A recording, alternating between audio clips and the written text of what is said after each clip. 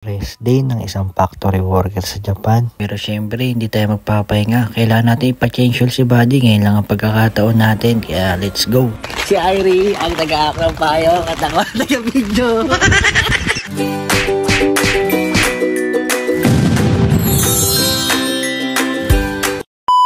Hi guys, mapagpalang araw sa inyo. Araw nga pala ng Sabado at naisipan na pumunta sa isang sikat na ramenan dito sa Japan. Sapporo Style Ramen nga pala ito guys na nagmula sa Hokkaido. Pero nagtayo ng food chain to noong 1992 sa Ibaraki, Kitakanto Prefecture. Pero ngayon guys, napakarami na ng branches nila dito sa Japan at kahit saan ay makikita nyo sila. Hindi naman kayo mahihirapan umorder na guys dahil may English na nung it. Tapos pwede rin credit card, pwede rin cash. Depende na sa inyo. Tapos after nyo umorder, lalabas sa ticket. Tingin sa labas. Medyo maraming kumakain ngayon. Naunahan tayo doon kaya dito kami ni Mami dito sa Indian seat. Indian seat muna tayo. Ayun, gamitin mo ito. Harapan na lang, no? Aburanashi. Ato, katasa to ka wa dou itashimasu? Putsu desu. So, pagkaabot nyo yan guys yung ticket, o-orderin na yun dun. Gagawin na nila. Mamaya samahan nyo ako. Papatensyo tayo ng sasakyan dito sa Japan. Tingnan nyo kung paano at magkano. Dumating na yung unang order natin guys at ito ang gyoza. May naman ang chahang. May mga condiments din guys kaya hindi rin kayo maano magtimpla kung natatabangan kayo o sobrang alat. Bala na kayong gumawa. Ayan. At ano yun ba kung anong nihong ko ng chopstick guys? Hashi. May sili rin pala dito. Ano ba to?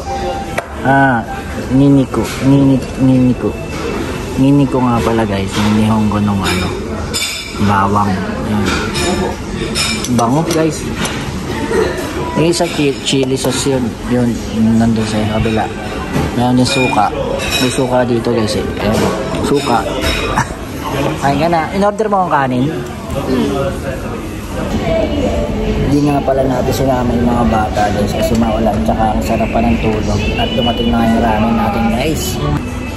Dumating na yung ramen natin guys at sobrang laki na ito. Ano bang tawag sa malaking ramen? Omori? Omori. So, arigato gozaimasu. Ay, domo. Dahil sa arigato.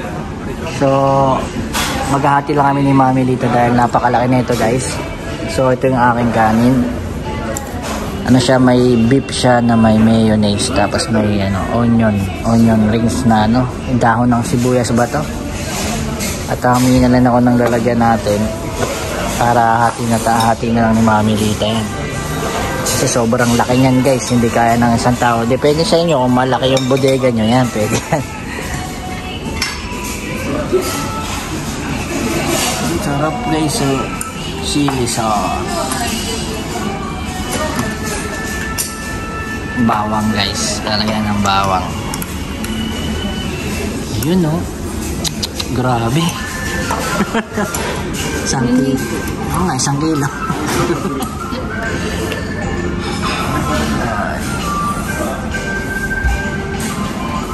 So guys, napakasarap na ramen ito. Minsan punta kayo dito.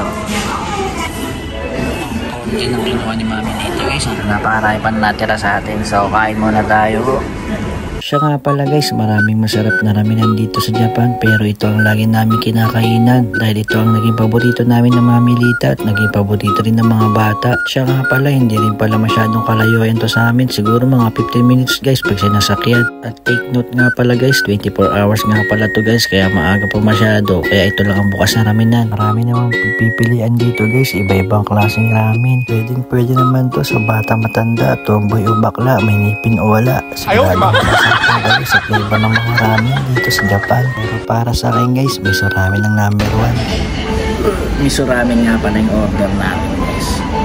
Isa sa mga madalas order ng mga kababayan natin Pilipino dito sa Japan.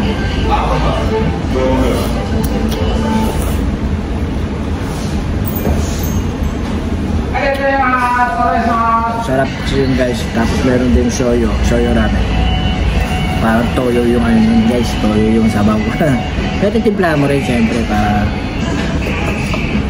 masarap. Paubos na rin ito guys at uwi na tayo kasi may lakad pa tayo mamaya.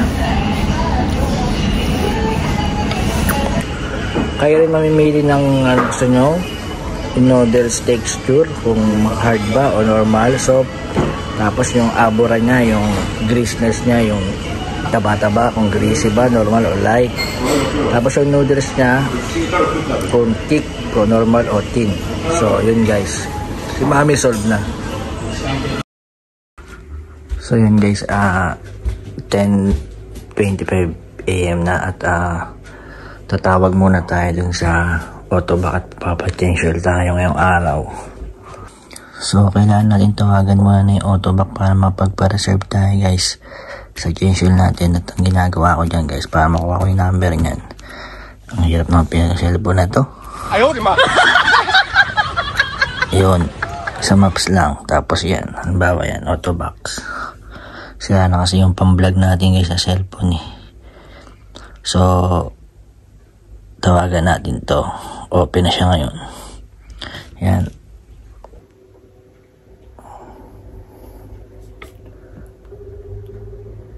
Tawagan lang muna natin guys para mapagpa-reserve. Tapos alis na tayo. So nakatawag tayo guys. At ngayong umaga daw ay walang bakante. So 3:15 pa. So punta muna natin yung mga bata dun sa bahay ng nanay ni Mami Lita, lola nila. Siya pala guys, may sabihin pala ako sa inyo. Kapag nagsasakyan ka pala dito sa Japan, ay meron kayong aabangan na bayarin kada taon. Yun ang tinatawag na road tax. Depende yun sa taas ng makina nyo. Depende yun. Depende yung presyo kung magkano babayaran nyo. Tulad ko is 2.4cc. Ito yung engine. 4 na lapad kalahati. So lahat yun ng mga minivan, wagon, 4 na lapad. So kapag sedan naman guys, siguro mga 3 lapad lang o 3.5 ganon, 3 lapad kalahati. Pero kapag K-car o yung yellow plate kung tawagin dito sa Japan, yun mura yun. Sa road tax kada yearly is 7,000 yen, hanggang 1 lapad lang po naglalaro yan. Kaya medyo sa 1 taon siguro kaya naman pag-ipunan yung ganun kalaki. 4 na lapad sa 1 taon. Tapos iba pa yung insurance nyo monthly. Tapos iba pa yung registro nyo kada 2 taon. Paparehistro yung sasakyan. Umabot ng mga 7 lapad hanggang 10 lapad yun. Depende sa laki ng sasakyan nyo o kung may sira. So paano? Punta natin yung mga bata. Tapos 3:30 change oil tayo. Samahan nyo ako guys. Let's go! So yan guys, ang lakas ng ulan. At dito susundo yung mga bata. Siyempre. Taon dental eh. Ha? Taon dental? Ano mo? Mamaya namin bibili. Sige na. Taka muna itong mga bata. Ito nga pala yung bahay ng may-ari guys. Nung inuupahan namin. Itong bahay na to. Ay, itong mga apartment na to. Saka yung apartment namin ng may-ari. Ay, ayan dyan nakatira. Makalumang bahay na rin siya. So, patawa natin yung mga bata guys. Bahay nga pala to ng nanay ni Mami Lita. So, time check tayo, mag 11:40 na ata. Ito yung mga bata. Ay, gising na. Yan sa akin malaking payong kasi lakas ng ulan tiyang, no? Ito gamitin natin. Grabe oh. Today is Saturday. It's rainy day. Yasumin natin, piyan tayo mga ano tiyang. Kira, bilisan mo na ha. So, kakarga natin si Bunsoy. Ayan. Kira, ka na. Lakas ng ulan. So, uwi na kami guys. At may lakad pa. Si mo yung hawak. Si Irie, ang taga-akang payo at ako ang taga-video. Ramin. 5 minutes kasi yung lakad guys. Mula dun sa bahay ni nanay ni Mami Lita sa bahay namin. 5 minutes din yung lakad. At doon din nakapark yung body natin at yung papatensyon natin mamaya. So, kita na tayo mamaya guys at papakainin ko na ito mga bata. Habang nag-aantay nga pala tayo ng oras guys ay tinawag ako ni Bayaw, kapatid ni Mami Lita, nagpasundo sa dental, nahihilo daw siya kaya ito sinamahan ko muna sa ospital para magpatingin dahil Sabado half day lang. Sumasakit kasi yung ulo niya ba, nahihilo daw siya, tapos sumasakit yung tenga parang nabibingin no. Kaya emergency, nagbike tayo, pinuntahan natin siya dun sa dental, kinancel niya. So, sarado na kasi to. Hindi naman siya high blood. At napagpa-check up na rin pala siya noong nakaraan. Kaya, kasi pag lalo ka nag-worry, ano yan eh. Lalo tatas doon ako, kinakabahan. Ganyan talaga. Magkasakit sa Japan. Oo, lalo pag di marunong mag-nihongo. Ano ba itong gamot na to? Antibiotic. Vitamin B. Ito yung antibiotic, yung parang juice.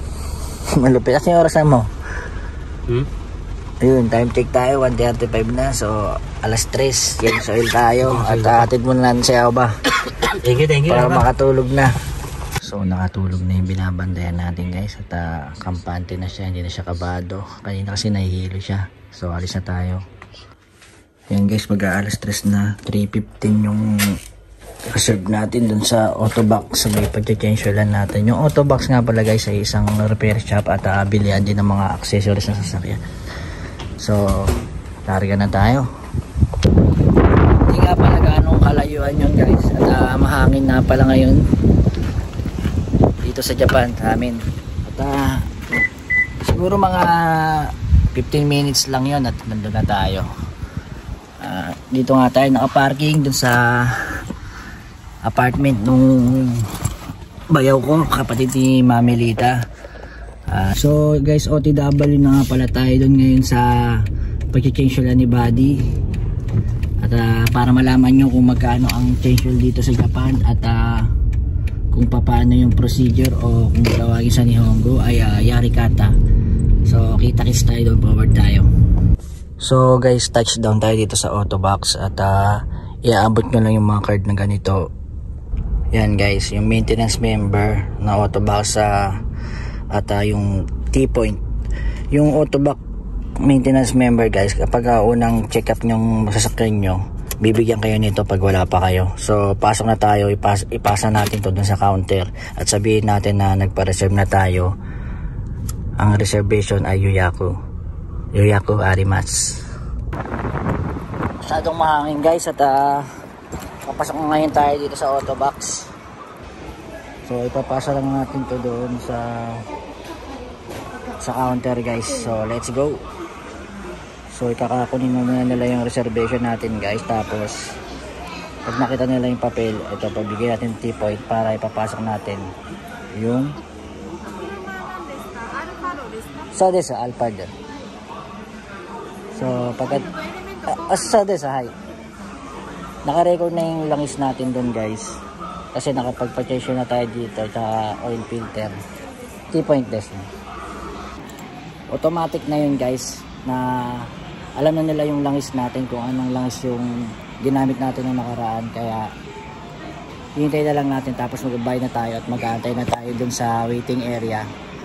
At hintayin tawagin yung number natin. So ganun lang kasimple guys. Tapos papasok na natin doon sa service area. Hasen ni Hakuro Kudu ang bill natin. Ako rin mo isyo. So desu ka? Element nashi desu ka? So desu. Kore dake gomen. So guys, tayo na agad kasi nakayuya ko nga tayo at pinatanggal ko nga pala yung filter kasi sinama yung oil filter kaya 8,260 ngayon. 6,980 na lang siya guys kasi pinatanggal ko yun kasi bago-bago pa yun nung nakaraan. So punta na tayo dun sa service area guys. Fuji Drive Shop nga pala yung pangalan nito noong 1960, napalitan lang ito noong 1974 ng Autobox.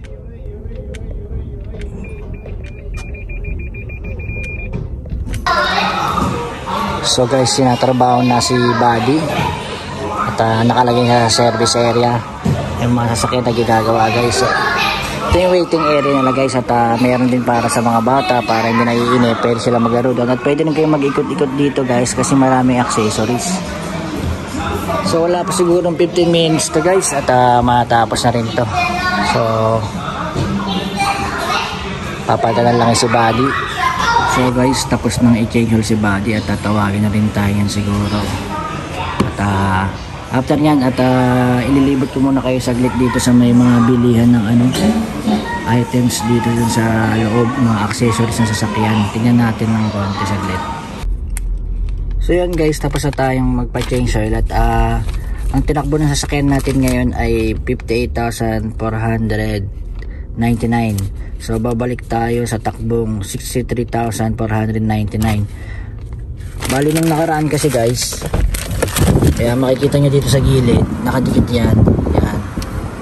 Kung kailan ang balik natin. Ang balik natin dito is 59,750 watt. Pero hindi pa tayo maabot ng 59 ay pinag-change oil na natin. Para syempre hindi naman to brand new natin binili, second hand lang din, kaya alagaan din natin sa sasakyan natin. So didikit ko lang ulit to doon para alam ko kung kailan tayo babalik. So libot ko muna kayo sa loob. So libot ko muna kayo kasi para alam niyo autoback dito labas pa lang guys. So tingnan niyo yung mugs guys ang gaganda. So 4 na mugs na yan kasama siguro yung gulong. Mugs lang guys, 5 lapad So pasok pa tayo sa loob. Dito guys, kapag nandito kayo sa Autobox o Yellow Hut dito sa Japan, marami kayong mabibiling accessories guys. Sobra. Kaya mahirap din maggala-gala dito dahil siguradong gasto si Cyril. Yan, mga wiper, mga ito sa gulong. Pag emergency na platang kayo, effective to guys, bumibili ako na ito. So ayan, puro gulong. So next time magpapalit tayo ng gulong, tingin-tingin lang din. Ayan. So hindi lang mags, mga pambawal sa manabela, mga ilaw ng Alphard. Ayan, nandito. Marunong naman mag-English yung iba na staff dito, kaya no problem naman guys. Ayan, mga leather seat guys, diba? So maraming mabibili. Lumalabo yung camera natin ngayon na dun sa hangin. So Mini Cooper guys, Mini Cooper. Yan, mga mattings. So maraming mabibili.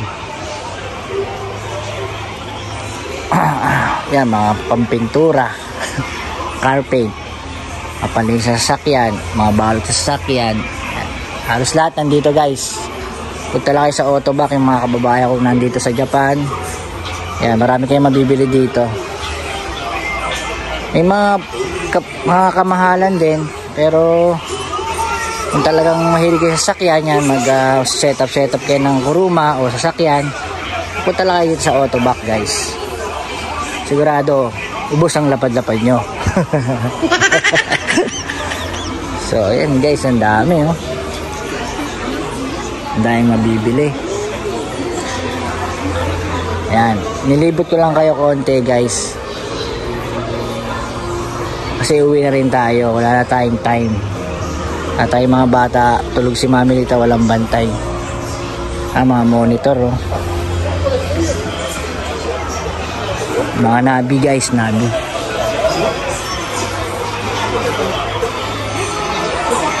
So paano guys, labas na tayo, dadaan pa tayo ng convenience store dahil bibili nga pala ako ng inumin, uhong na ako.